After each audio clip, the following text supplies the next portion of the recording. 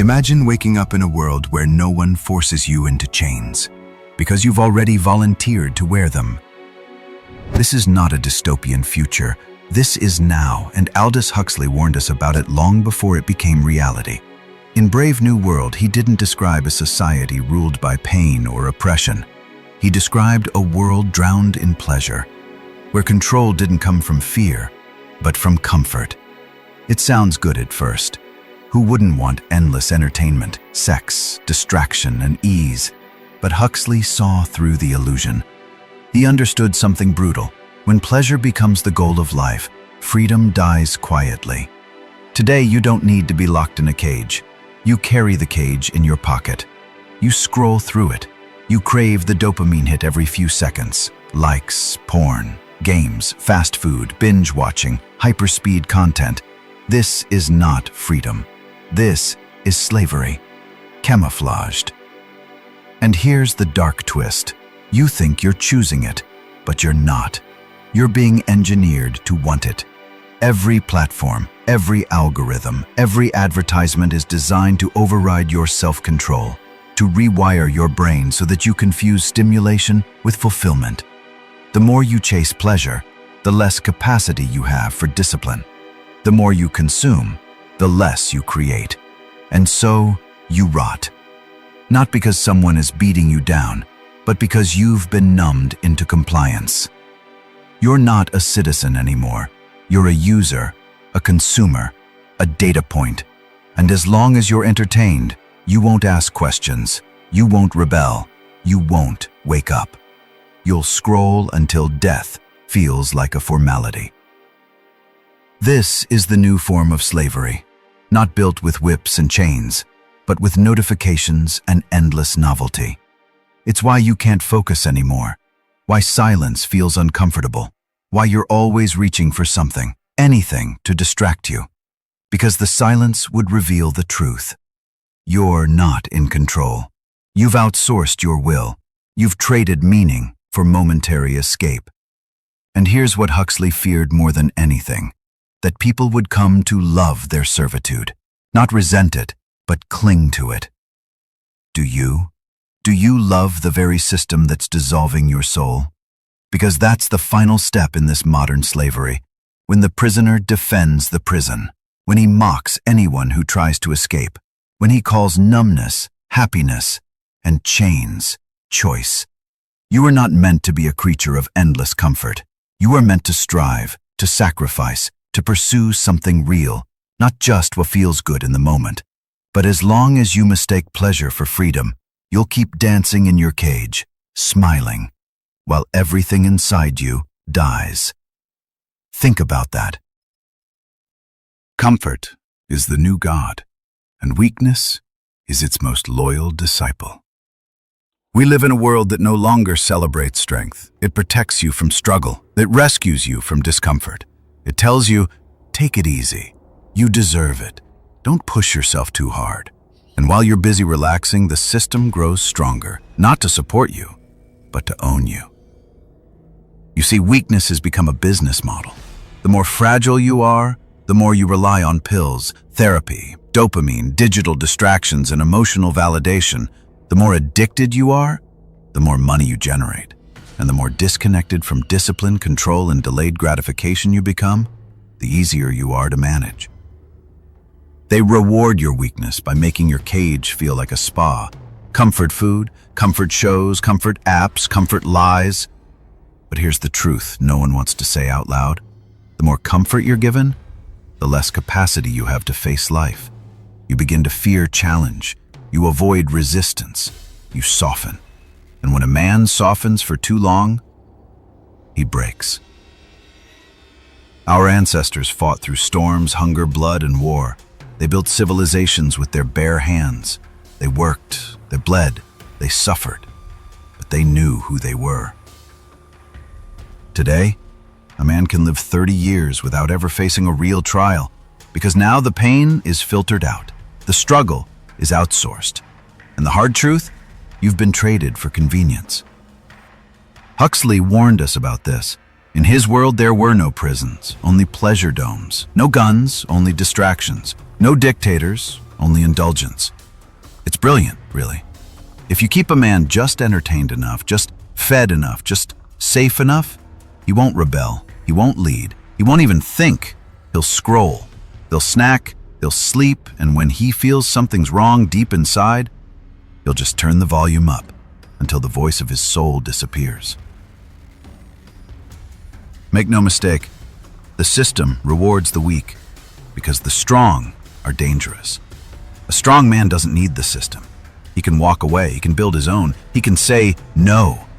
But the weak man, he'll trade his soul for a like. He'll sell his time for distraction. He'll give up freedom for comfort every single time. And what does society do? It claps for him. It tells him he's brave for resting. It tells him pleasure is self-care, that laziness is healing, that discipline is toxic. But here's the ancient truth. Discipline is freedom. Struggle is growth. And pleasure without purpose is poison. You weren't born to be a slave to ease. You were born to rise through resistance. But the longer you wait for someone to fix you, the more they benefit from keeping you broken. So ask yourself this, are you truly free, or are you just too comfortable to notice the cage? What happens to a life that's always chasing pleasure? It becomes empty, even while it looks full. This is the lie no one tells you, that more stimulation doesn't lead to more fulfillment. It leads to numbness. Scroll faster, swipe more, watch another, eat again. You're surrounded by more entertainment, more access, more options than any generation before you. And yet, you feel hollow. That hollowness is the cost of constant pleasure. Because the more you flood your brain with dopamine, the harder it becomes to feel anything real. Amounting love starts to feel boring. Solitude feels unbearable. Silence feels threatening. And meaning? It gets replaced with noise. Huxley understood this.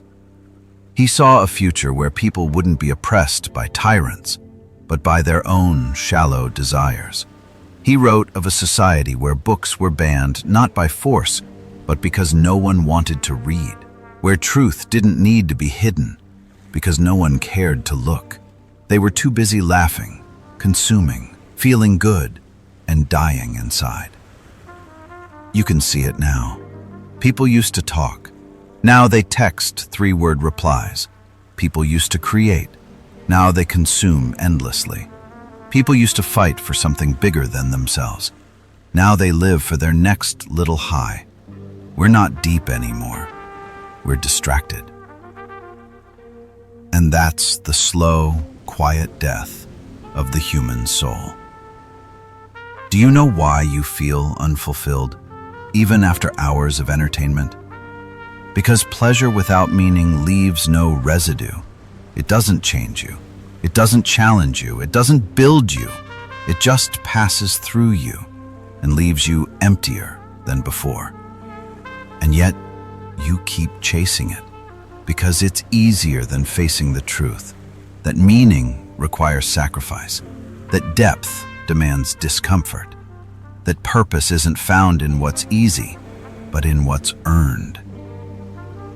You've been trained to crave stimulation over significance, to trade presence for distraction, to fill the silence with noise instead of facing who you really are. But you can't build a meaningful life if you can't sit with your own thoughts. And here's the danger. A man who's numb to meaning is easy to manipulate. He'll believe anything, buy anything, follow anyone, as long as it feels good. That's the final stage of modern slavery. A soul too distracted to recognize it's in chains. If this message hits something deep inside you, pause, breathe, look around your life. Then do something most people never do. Subscribe, not just to this channel, but to your awakening. Because in the next part, we're exposing how the system doesn't just distract you, it reprograms you.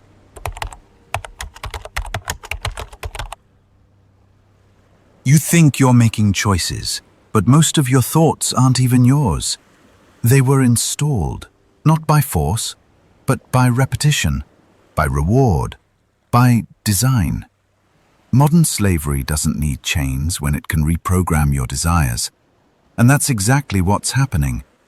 The more pleasure you consume, the more you're being reshaped. By algorithms, by content, by propaganda disguised as entertainment.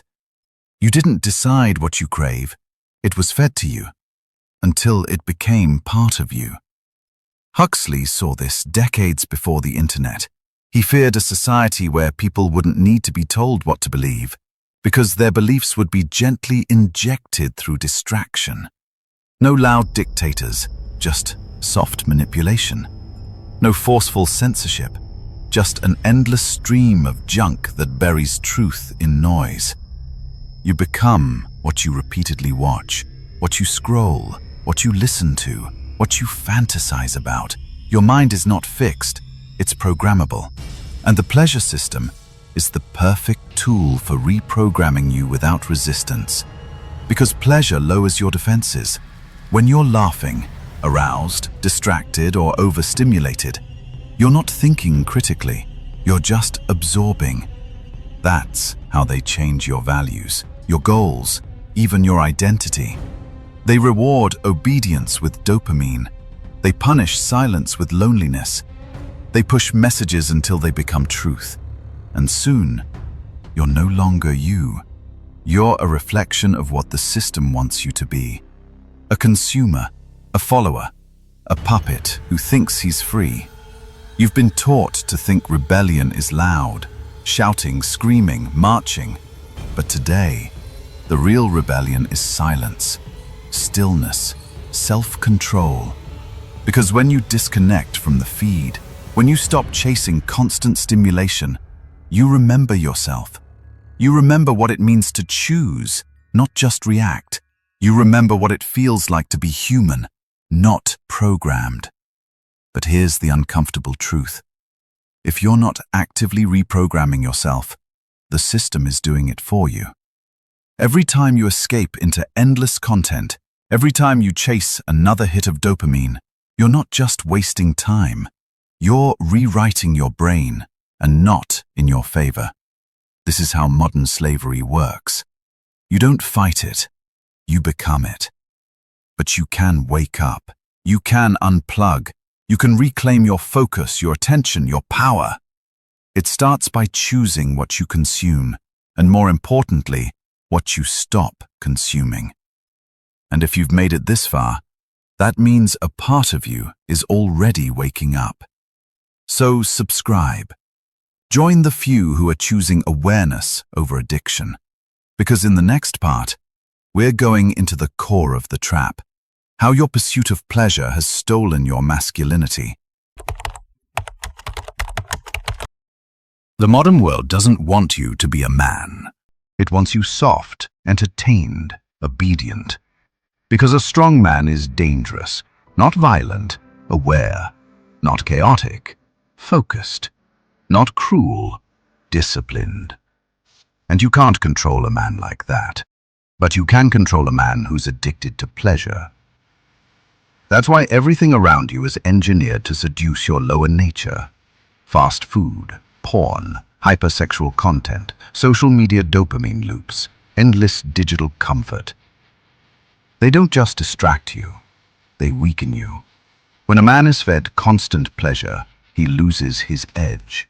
His ambition dissolves, his instincts are numbed, his purpose fades into a screen. You become a consumer of life, not a creator of it. And here's the brutal truth. Pleasure is feminine in nature, not in gender, in energy. It receives, it soothes, it asks you to stay where you are and feel good. But the masculine, it moves, it builds, it disciplines, it suffers for a reason. So what happens to a man who is raised on endless pleasure? He becomes emotionally soft, physically weak, and spiritually lost. The system doesn't need to fight men anymore. It just feeds them. It lures them into comfort until their testosterone drops. Their bodies decay. Their focus disappears, their motivation vanishes, and then they obey. That's not a glitch, that's the design. Because when you kill the masculine, you kill rebellion, you kill strength, you kill leadership. You replace the protector with the addict. You replace the father with the follower. You replace the builder with the beggar. And now look around. How many men do you see building real families? How many lead with purpose? How many reject comfort for responsibility? Very few. Most are hypnotized, numb, pacified by porn and fast entertainment, trapped in a world where the next dopamine hit is more important than legacy, honor, or sacrifice. But here's the harsh truth. A man who doesn't control his impulses will be controlled by the world. And no, this isn't about shame. This is about war, an internal war, a war for your masculinity. Because every second you indulge in meaningless pleasure, you hand over your strength, you leak your potential, you forget what it means to stand. You are meant to suffer for something greater. You are meant to lead, to build, to protect, to rise. And every time you choose momentary pleasure over purpose, you move further from the man you were born to be. But if you can feel the truth of these words, if you can feel the fire in your chest, then it's not too late. You're not broken, you're distracted. You're not weak, you've been weakened. But you can rise again. In the next part, we reveal the final illusion. You think you're free, but freedom has been redefined. It's no longer about sovereignty or discipline or inner control. Today, freedom just means you can choose your flavor of slavery. Unlimited content, unlimited desire, unlimited consumption. But ask yourself, can you go a day without it? Can you sit in silence without reaching for distraction? Can you be bored without stimulation? Can you delay gratification without craving? If you can't, then you're not free. This is the final illusion, the one Huxley saw coming. He wrote of a future where people were enslaved not by chains, but by pleasure, not by tyrants, but by their own impulses, not by force, but by comfort. They were given every indulgence, every tool to escape meaning, every pleasure to avoid responsibility, and they loved it. That's the horror. They didn't fight the system, they defended it, because it felt good. That's where you are now. You live in a world of digital plantations, where your attention is the crop, your impulses are the soil, and you work every day for masters you'll never see. Not with your hands, but with your time, your focus, your identity. You are the product. You are the fuel. And the scariest part? You think this is normal. They've numbed your instincts, blunted your masculinity, hijacked your ambition, and replaced your soul with a profile. And you applauded it because they gave you high-speed internet. Because you could customize your avatar, because you had infinite shows to watch while your real life collapsed. But deep down, you know, this isn't how it's supposed to be. You feel it in your chest, the ache, the restlessness, the silent scream behind your eyes. That's the part of you they couldn't kill. The part of you that remembers what it means to fight, to suffer for something real, to walk alone, if necessary, to break free from fake pleasure and reclaim real power. That's your soul talking. It's not dead. It's dormant. And now, you have a choice. You can go back to scrolling, back to comfort, back to the illusion. Or you can burn it down, not with rage, not with rebellion, but with discipline, with purpose, with pain willingly embraced. Start small. Delete one app. Wake up early. Take the cold shower. Sit in silence and hear your mind scream. Then, let it. Because that scream is your awakening. You will not be free until you can say no to yourself, until you can suffer with purpose.